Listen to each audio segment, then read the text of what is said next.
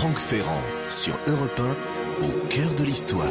Et c'est une émission révolutionnaire que nous propose aujourd'hui Franck Ferrand. Bonjour Franck. Bonjour Anissa, bonjour à tous. Révolutionnaire, en tout cas, une émission sur la Révolution.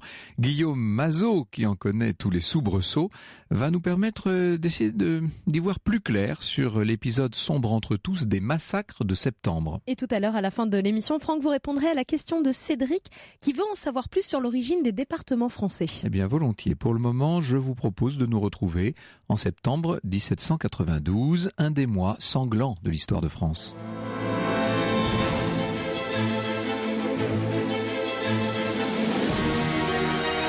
Europe 1, au cœur de l'histoire. Franck Ferrand.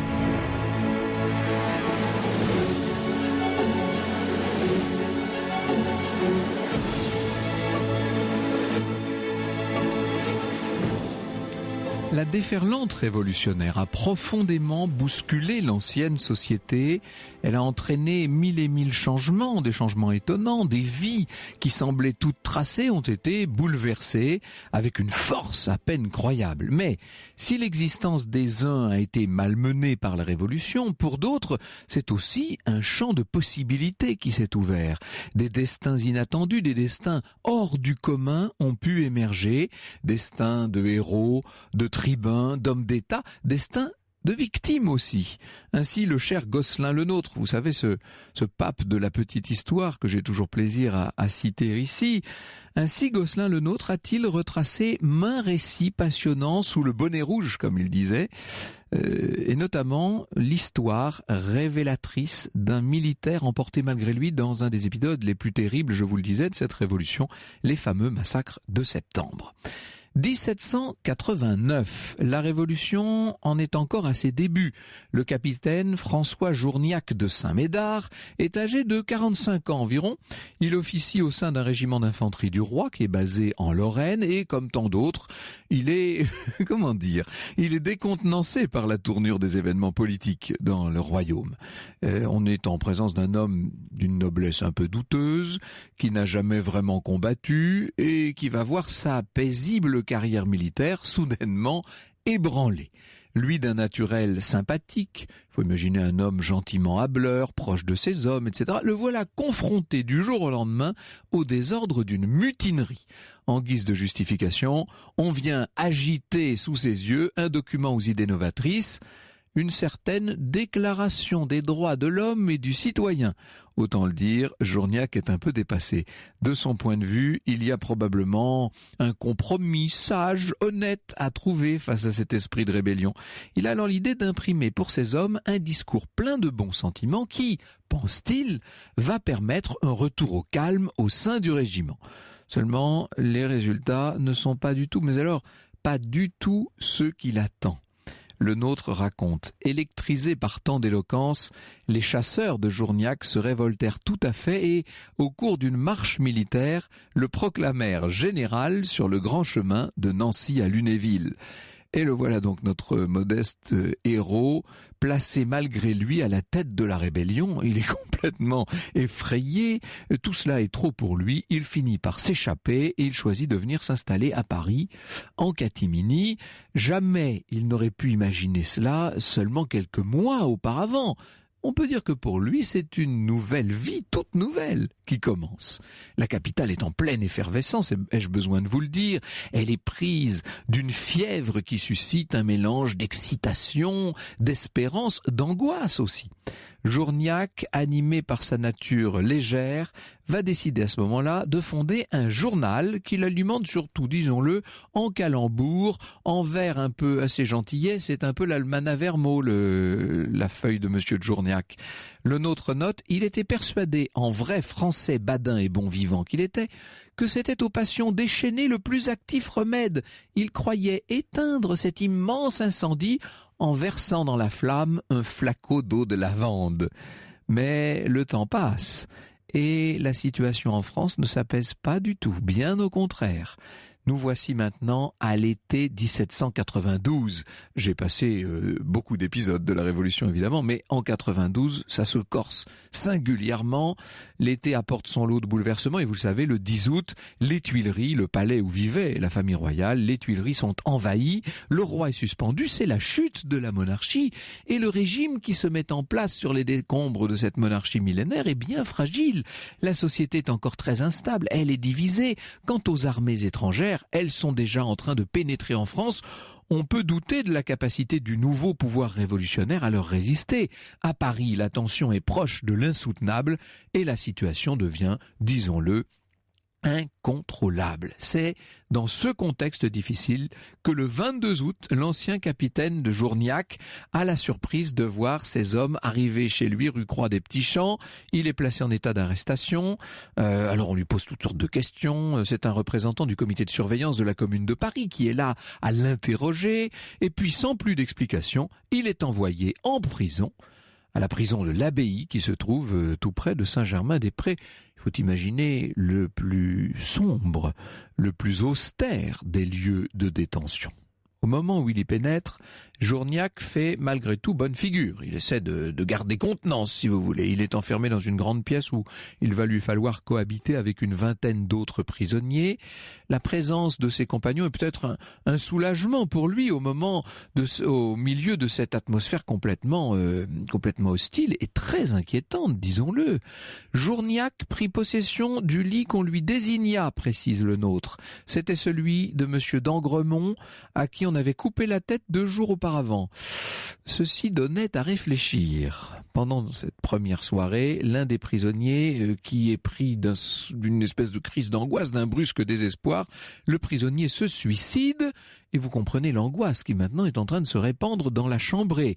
Pour Journiac, il n'y a plus qu'à patienter en attendant de savoir précisément ce que l'on compte faire de lui.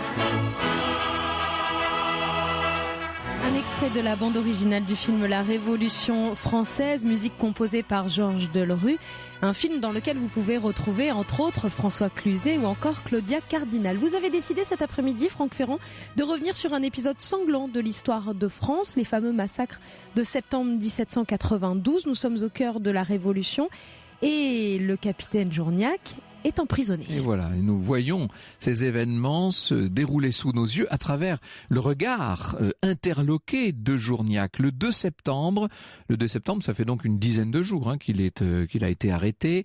Un parfum désagréable se met à flotter dans l'atmosphère de la prison de l'Abbaye. Après le dîner, le dîner à l'époque c'est le repas de la mi-journée, vous savez, les couteaux sont retirés par un guichetier. Le guichetier a l'air bizarre, son attitude est assez inquiétante et puis environ une demi-heure plus tard, vers 2h30 de l'après-midi, les cris d'une foule, le rythme soutenu d'un tambour se font entendre au loin, à l'extérieur, et oui, il est en train de se passer quelque chose et l'on entend ce tumulte, l'on entend ce grondement, ce roulement de foule et de tambour qui se rapproche. Les prisonniers qui ne savent pas à quelle sauce ils vont être mangés se massent aux fenêtres et finalement la foule est là dans la rue, sous les murs de la prison.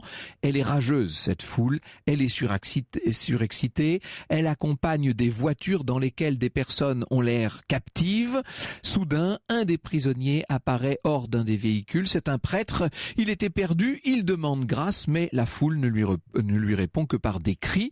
Et bientôt, on entend les lames qui grincent. L'homme s'effondre, la foule poursuit son avancée à travers les rues. Elle disparaît pendant tout un moment et les détenus de l'abbaye ne peuvent qu'imaginer l'horreur de ce qui est en train de se passer là-bas beaucoup plus loin. vers 4 heures de l'après-midi, nouvelle confusion. On entend de nouveau des grondements, les personnes sont massacrées à l'entrée de la prison, dans la rue, notamment par de simples habitants des rues voisines, et puis, de nouveau, le calme semble revenir, et pourtant ça n'est pas fini. Au crépuscule, Journiac et ses compagnons d'infortune entendent au loin « Il faut les tuer tous, tous !» Puis ce sont des bruits encore, une agitation qui proviennent de l'intérieur même de la prison, et d'un seul coup, la porte de cette espèce de grande cellule, la porte de la salle de détention, s'ouvre. Je cite encore le nôtre. On vint prendre un des compagnons de Journiac, un officier de la garde suisse du roi, nommé Reding. Il avait été blessé à la défense des Tuileries. Un guichetier le chargea sur ses épaules et le descendit dans la rue, où il fut aussitôt mis à mort. Vous imaginez les prisonniers qui ont vu tout ça par les fenêtres pleines de barreaux, baraudées. Cette violence les sidère, bien entendu. Ils essaient de se soutenir les uns les autres. Et à nouveau, il leur faut en passer par une attente terrible. C'est seulement au milieu de la nuit que la porte s'ouvre à nouveau. Et là, des hommes apparaissent. Ils sont très menaçants. Ils vont procéder au recensement des détenus qui sont là, encore présents. Que se passe-t-il alors dans le reste de la prison? C'est très difficile d'en être certain. Un tribunal, semble-t-il, a été mis en place. Quand je dis tribunal, on l'a compris, une cour de fortune a été mise en place pour juger les prisonniers. Le lendemain matin, 2 prêtres, dont l'un est le père L'Enfant, un ancien confesseur du roi, entrent dans la grande pièce. Le nôtre poursuit. Ils imposèrent d'un geste grave le silence, et le père L'Enfant, prenant la parole, annonça à ses compagnons que leur dernière heure approchait. Je le cite, « Le massacre s'organisait de nouveau dans le greffe de la prison et il les engageait à se recueillir pour recevoir sa bénédiction. » Tous, d'un élan spontané, nous dit le nôtre, tombèrent à genoux. Tous joignirent les mains et courbèrent le front. Une demi-heure plus tard, un guichetier appela les 2 prêtres qui sortirent silencieusement. Évidemment, les 2 prêtres le savent, ils n'ont plus eux-mêmes très longtemps à vivre. L'angoisse des détenus monte d'un cran. On est là, on se regarde, on s'interroge, on tend l'oreille pour scruter le moindre indice. Journiac parvient quand même à dormir un petit peu, puis il tente d'organiser une espèce de défense, d'éloquence dans sa tête. Vous voyez, il est en train de monter sa plaidoirie, si je puis dire, pour essayer de sauver sa vie. Si toutefois, à l'heure de se retrouver devant le juge, on lui laisse le temps de s'exprimer. Enfin, vers 23 heures, des hommes entrent dans la pièce. Ils appellent plusieurs des détenus, dont Journiac. Et les détenus en question sont menés de force à travers la prison. On les fait croupir tout un moment dans une espèce de pièce très sombre, sordide, qui a l'air toute voisine du tribunal avec de grands guillemets. Et là, Journiac parvient à sympathiser avec un gardien qui, comme lui, parle le languedocien. Ça aide, vous savez, c'est ce genre de solidarité régionale. L'homme lui dit « Vois-tu, si tu es un calotin ou un conspirateur, tu es flambé. Mais si tu n'es pas un traître, je réponds de ta vie, n'aie pas peur. » Bon, est-ce qu'il faut voir là une lueur d'espoir ? Même si les faits qui suivent n'annoncent rien de bon, on peut dire que Journiac se prend à espérer. Le groupe de détenus est reconduit dans la grande pièce et là, ils sont appelés un à un. Toujours le même enchaînement, ils disparaissent par la porte et puis quelques minutes passent et on entend des hurlements terribles à l'extérieur et qui sont révélateurs d'une mort atroce.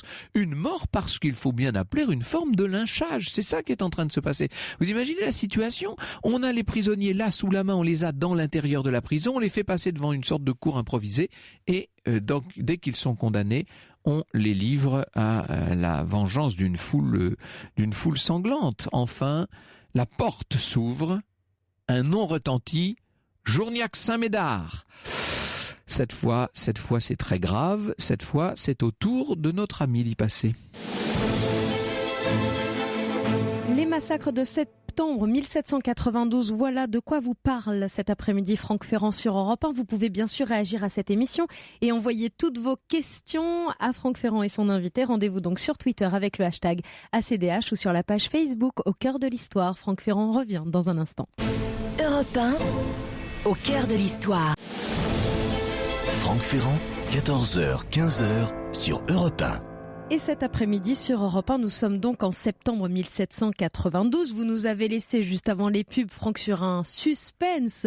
Journiac est effectivement emprisonné. Il compte les heures avant peut-être son exécution. Que va-t-il se passer ? Eh bien, ça y est, notre Journiac fait face au tribunal improvisé dans le guichet de la prison de l'Abbaye. Il y règne une véritable fournaise, très difficile à supporter. À la tête de la petite cour, il y a un certain Stanislas Maillard, alors un personnage très connu des spécialistes de la Révolution, un homme qui n'a même pas 30 ans à l'époque et qui est clerc d'huissier. Il a été propulsé président de cette sinistre cour de l'Abbaye où il est assisté par des assesseurs. Journiac, il avait joué un rôle très important, Maillard, au moment des journées d'octobre qui avaient ramené à Paris la famille royale. Mais enfin bon, ça nous entraînerait un peu loin. Journiac, avant de passer lui-même en jugement, doit encore subir une épreuve. Il assiste juste devant lui au procès d'un homme âgé qui ensuite va lui laisser sa place, et l'accusé est très rapidement condamné, puis mené à l'extérieur de la prison pour être exécuté sur le champ par cette espèce de foule en colère. C'est pas très engageant, vous avouerez. Journiac s'avance, on l'interroge. Qui est-il ? Quel est son métier ? Sait-il pourquoi il est là ? On lui reproche, d'après des dénonciations malveillantes, d'écrire dans un journal hostile à la Révolution. Alors Journiac fouille sa poche et il se saisit d'un papier qui atteste qu'il n'est pas l'auteur du journal en question. Lui ne rédige que de petits vers. Aussi, il assure qu'il n'a jamais émigré depuis le début de la Révolution. Bon, ça c'est un bon point, c'est vrai. Et là encore, il a en sa possession des documents qui permettent de le prouver.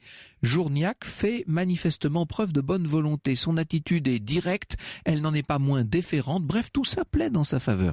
Alors, devant ce tribunal où règne une forte agitation, où les interruptions sont nombreuses, le moins qu'on puisse dire est qu'il n'est pas facile de capter l'attention des juges. Mais quand même, cet accusé a l'air assez désarmant de naturel, il se montre tenace dans sa défense, et il explique, et il argumente, il justifie, il développe, il précise inlassablement.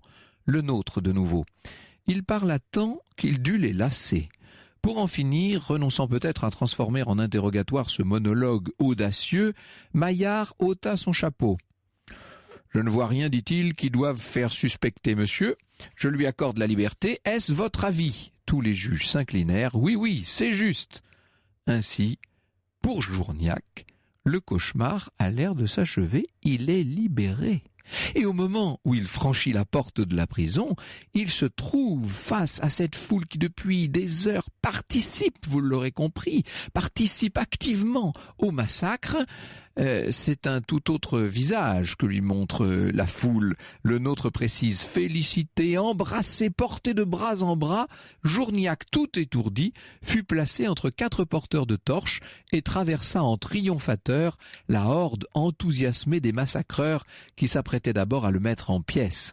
Quelle étrange soumission de la part de ces bourreaux! On eût compris un coup d'exaltation populaire, exterminant tout, sans choix, sans méthode. Mais ce sang-froid chez des assassins stupéfie. Et c'est vrai que c'est une des grandes questions qui se posent à propos de ces fameux massacres de septembre. Vous imaginez le pauvre Journiac, faible, flageolant, raccompagné chez lui. Il va bien dormir pendant toute la nuit. Il prend soin après ça de se montrer dans Paris pour bien montrer qu'il a survécu au massacre. Il a conscience d'avoir vécu un événement hors du commun. Hors du commun par sa violence, par sa fulgurance, par son ampleur. Journiac ne tarde d'ailleurs pas à écrire le récit de l'enfer qu'il vient de traverser, et c'est ce qui nous vaut tant de temps plus tard, plus de 2 siècles après, d'en parler encore à ce micro, vous voyez, parce qu'il a bien fait de raconter son histoire, ce monsieur. Ça s'appelle « Mon agonie de 38 heures », l'ouvrage en question, qui va connaître un grand succès puisque, tenez-vous bien, à une époque où vendre un livre à plus de 1000 exemplaires est tout à fait rare, il va en écouler quelques 200 000 exemplaires. C'est le best-seller de l'époque, tout simplement. Il faut dire que les massacres de septembre 1792 ont profondément marqué les esprits. Au total, on estime, et nous y reviendrons tout à l'heure évidemment avec Guillaume Mazot, on estime qu'environ 1200 personnes ont été victimes de ces massacres, dont d'ailleurs une forte proportion de prêtres réfractaires. Les prêtres réfractaires sont ces prêtres qui refusaient la constitution civile du clergé, qui refusaient de devenir en quelque sorte des fonctionnaires de la République. Ces massacres, dont il est difficile de savoir s'ils ont été prémédités ou s'ils ont été spontanés, c'est toute la question qui se pose et que nous allons nous poser maintenant, bien entendu. Ces massacres sont le signe tragique de l'incroyable tension qui règne dans cette France dont on a trop souvent tendance à oublier qu'elle est un pays en état de siège, un pays en guerre, un pays qui est en cours d'invasion, si je puis dire. Vous imaginez qu'on vient de se débarrasser de ce régime extrêmement ancien, d'une monarchie qui régnait depuis tant et tant de siècles sur toutes les consciences, et d'un seul coup, il faut gérer la nouveauté, il faut gérer l'insurrection, il faut gérer l'invasion du territoire. Ça fait beaucoup de désordre, bien entendu.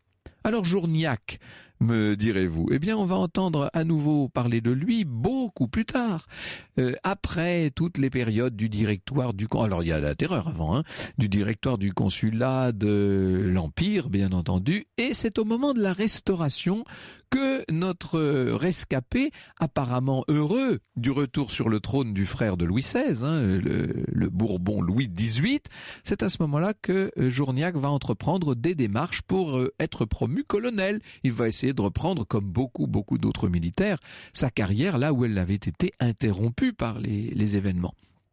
Seulement, il semble que Monsieur Journiac, et ça fait partie des héros de l'ombre que Gosselin le Nôtre a eu tant de plaisir à constamment exhumer, il semble qu'il tombe face à un fonctionnaire zélé qui lui demande de démontrer la réalité de son emprisonnement à l'abbaye. C'est pas le tout d'avoir raconté ces épisodes extraordinairement sombres. Est-ce que c'est vrai, somme toute? Alors Journiac produit, faute de mieux, le certificat de civisme que lui avait laissé le pseudo-tribunal révolutionnaire. Mais ça, vous imaginez bien qu'à l'époque dont nous parlons, en pleine Restauration, ça paraît quand même un peu suspect. Que le pire, la pire émanation de la Révolution ait délivré à ce monsieur un certificat de civisme, c'est pas forcément bon signe. Et forcément, Journiac va devoir oublier sa promotion. Oh, vous me direz, après tout, avoir survécu à l'une des pages les plus sombres de la Révolution, ce n'était déjà pas si mal. Bonjour Guillaume Mazot. Bonjour. C'est un moment vraiment très nébuleux, très sombre que nous allons essayer d'éclairer grâce à vous dans un instant. C'est une page passionnante en même temps et qui pose énormément de questions. Europe 1, au cœur de l'histoire. Franck Ferrand, 14h, 15h sur Europe 1.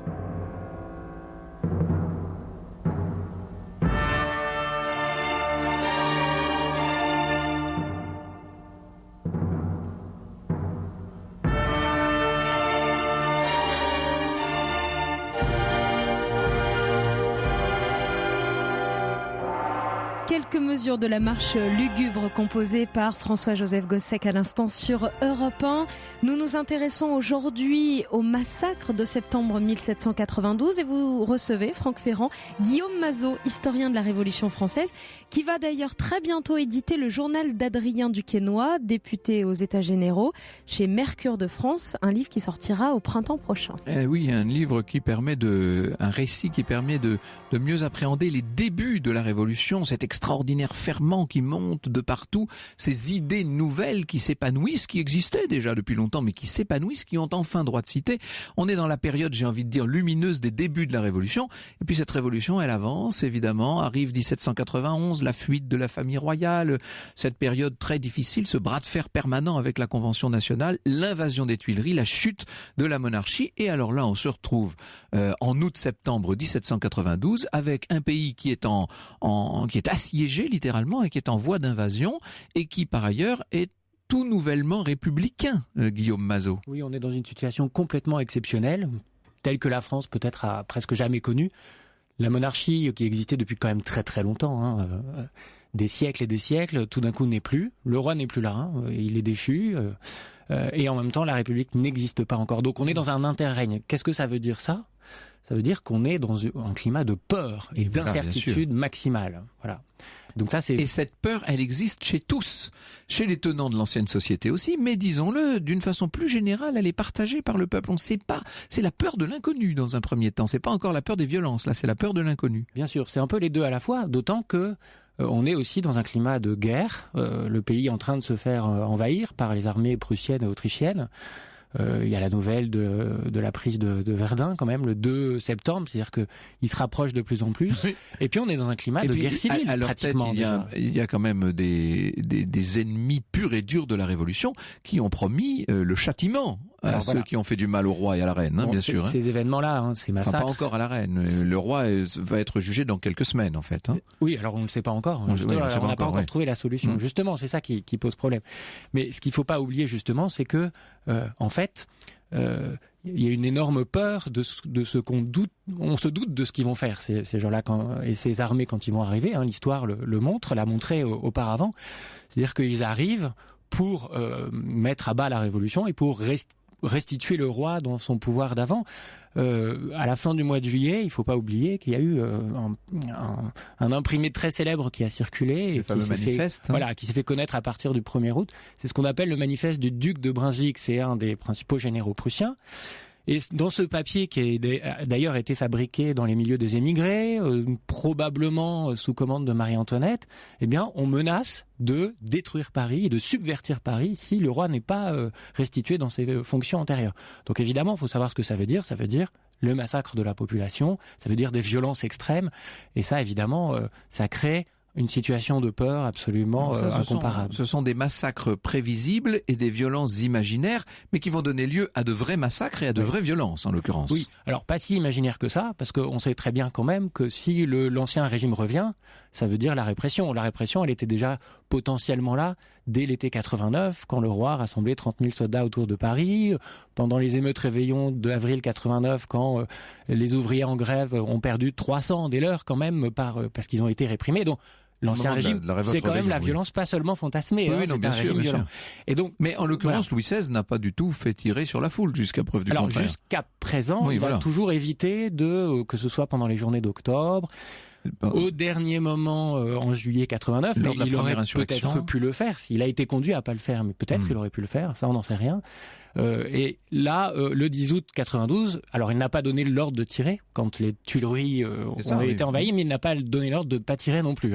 Donc là, il est de plus en plus incertain, et on est de plus en plus incertain sur la manière dont ça va se passer. Parce que la situation se radicalise et va de plus en plus mal, bien entendu. Exactement. Qui est au pouvoir concrètement à cette époque ? Alors concrètement, donc l'Assemblée nationale joue un grand rôle.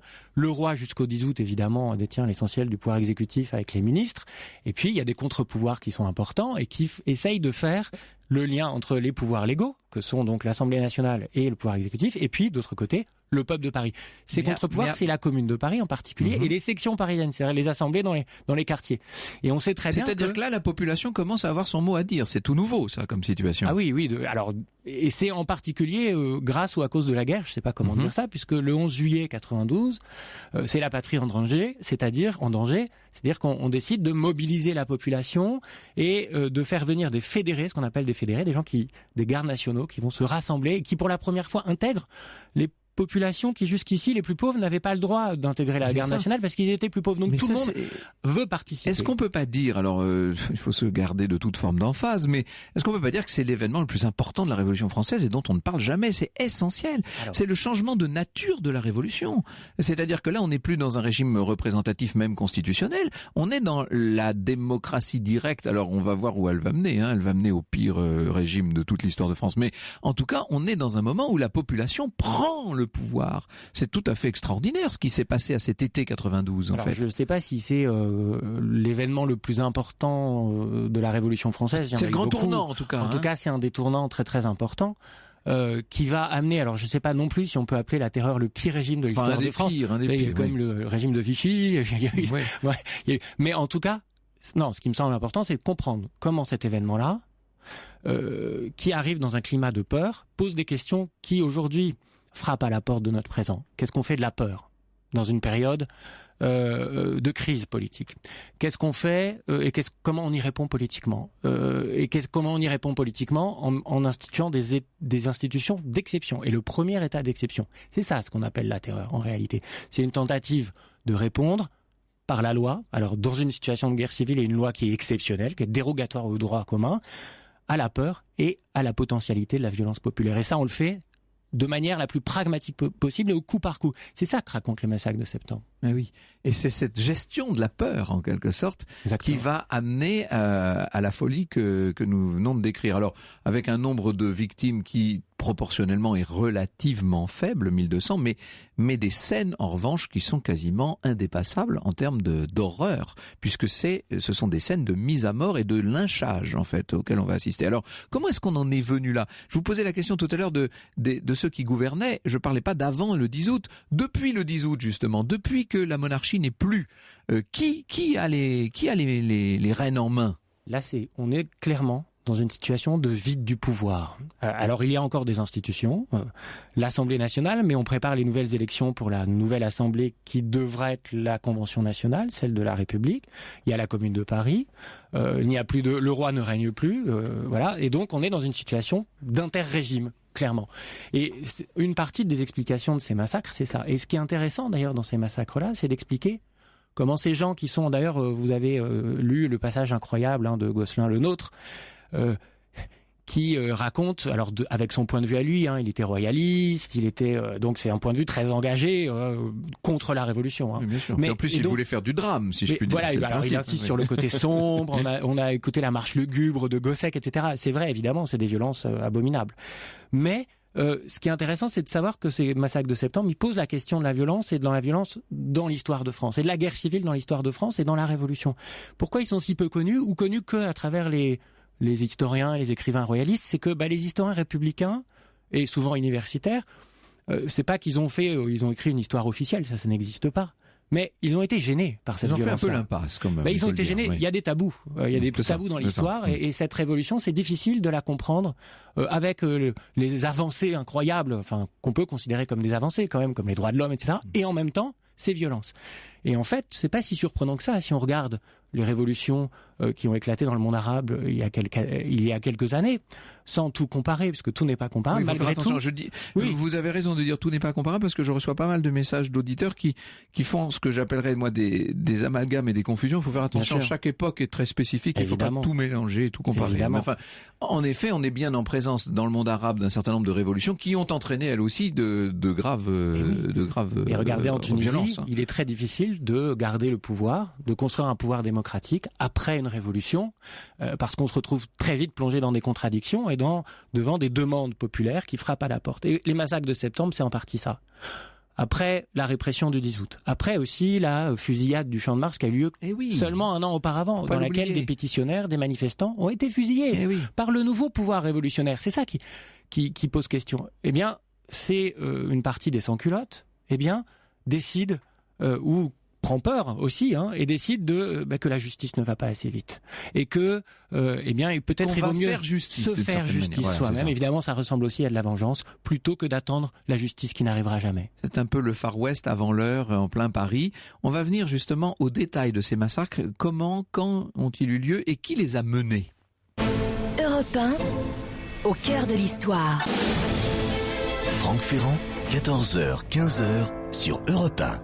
Et cet après-midi, sur Europe 1, on s'intéresse au massacre de septembre 1792. Vous l'avez compris, on parle de révolution. Franck Ferrand, vous recevez Guillaume Mazot, historien de la Révolution française, qui a d'ailleurs été historien pour une pièce de théâtre sur la Révolution française. Ça ira, fin de Louis, une pièce de Joël Pomera, en tournée actuellement dans toute la France. Qui est à Chambéry aujourd'hui, je crois.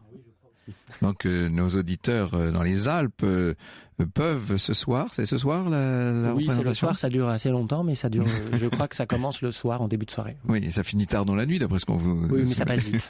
Bon, donc Guillaume Mazot, je me mets à la place des auditeurs qui connaissent pas forcément tous les détails de la Révolution.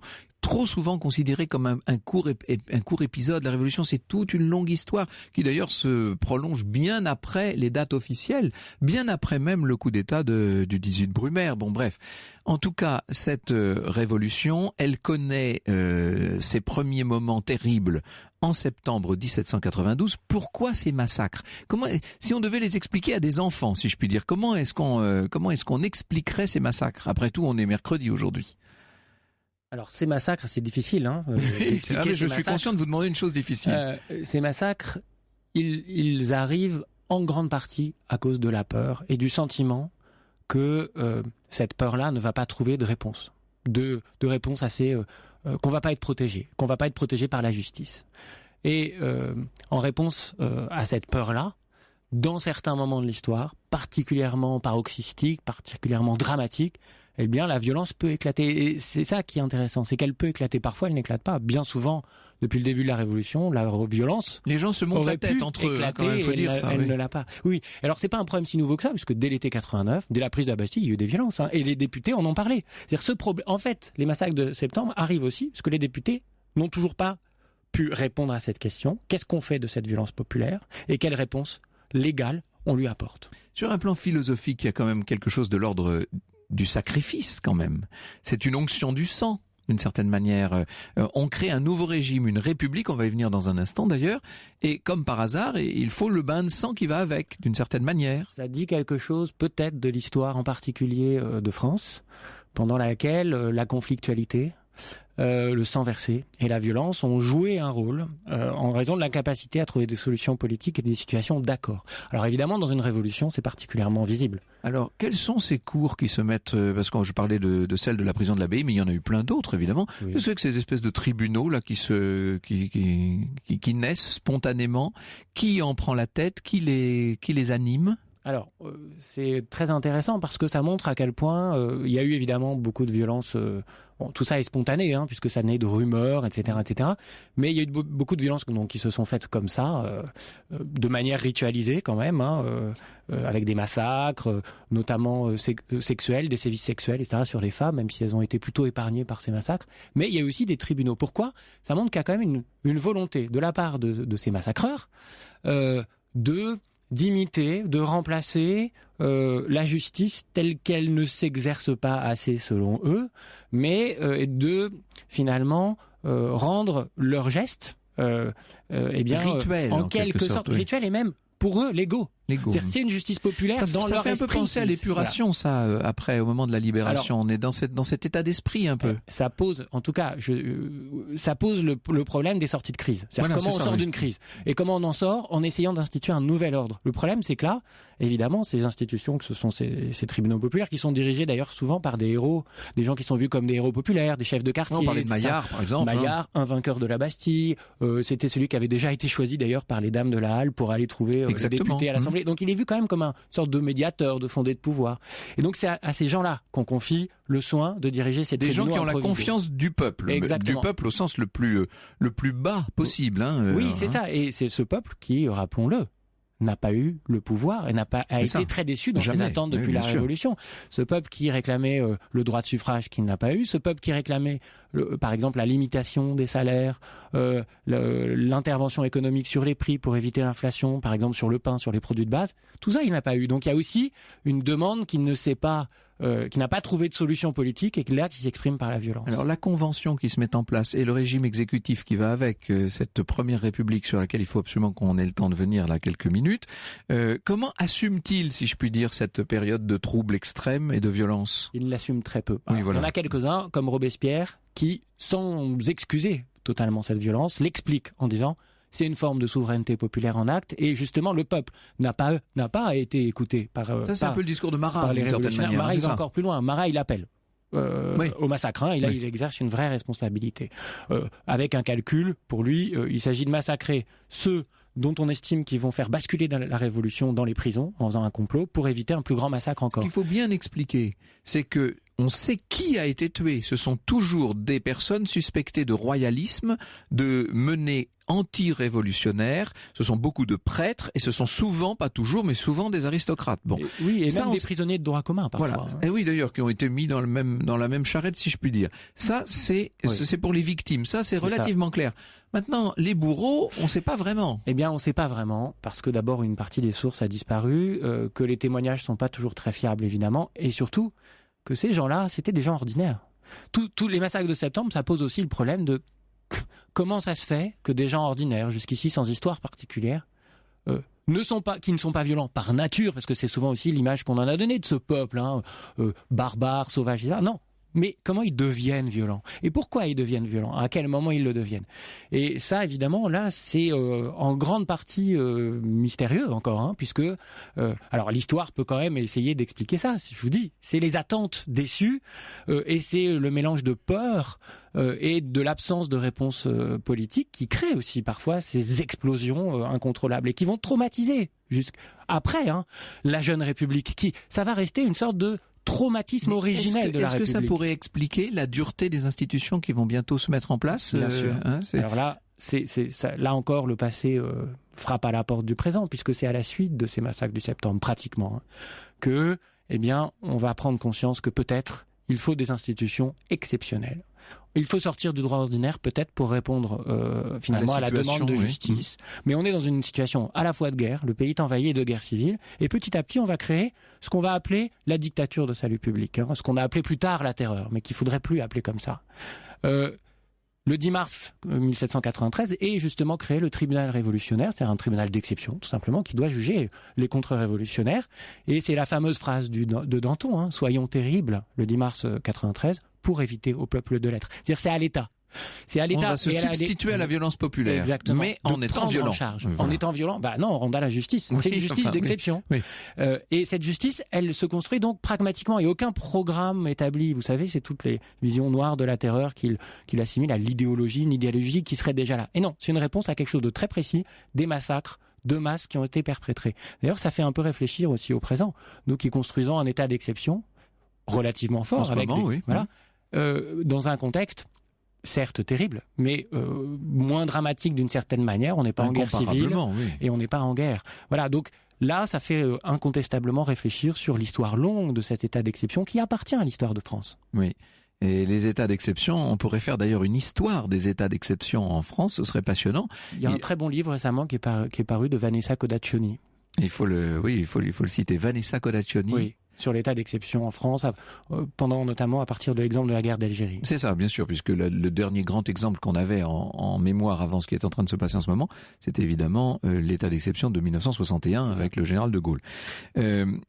En l'occurrence, mais avec une énorme différence, c'est que là, il y avait un pouvoir très légitime et très stable, bien sûr. Là, on est tout à fait à l'inverse avec cette première république qui est en train de naître. L'idée républicaine était très vieille en France, il faut toujours le dire, parce qu'on croirait que c'est né comme ça du jour au lendemain, pas du tout. Il suffit de lire la littérature du règne de Louis XIV et de Louis XV pour voir qu'il y avait beaucoup de républicains depuis longtemps. Il y avait des républicains un peu partout en Europe aussi, même si l'expérience de Cromwell en Angleterre n'avait pas été très très brillante, mais il y avait les Provinces-Unies. Il y avait les Provinces-Unies et les Suisses, et puis il y avait la Suisse, oui, c'est vrai. Il y avait l'Amérique aussi. Et alors voilà. Alors, par contre, c'est vrai qu'il y a une idée républicaine qu'on fait remonter aussi à Rome. C'est souvent l'exemple qu'on cite tout le temps. Mais cela dit, on ne sait pas ce que c'est. On sait que c'est un régime sans roi. On sait que c'est aussi un régime qui est fondé sur l'intérêt public et le bien commun, et non pas la satisfaction des intérêts d'une famille, en particulier par exemple les Bourbons. Mais à part ça, on ne sait pas trop ce qu'on va construire. Et c'est aussi ça qui caractérise la Révolution française et cette période-là.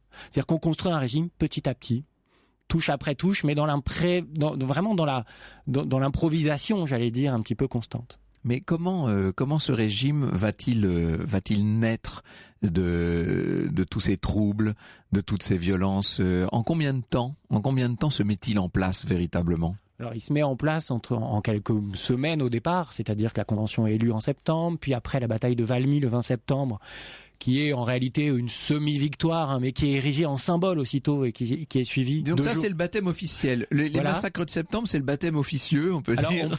On pourrait dire que c'est une sorte de traumatisme anthropologique qui fonde cette République dans le sang, un sang fondateur, etc., mais aussi un sang très problématique, puisque même des gens comme Robespierre, qui d'ailleurs au départ était opposé à la peine de mort en 89, devient partisan de la peine de mort, devient partisan d'une justice d'exception, par pragmatisme, parce qu'il dit finalement, pour éviter cette violence-là, pour éviter que la violence ne se déchaîne, y compris celle des révolutionnaires d'ailleurs, les plus radicaux, eh bien, ok, tant pis, on va maintenant soutenir la peine de mort, on va soutenir une justice qui est très dure, mais qui en même temps doit être très légale et très vertueuse.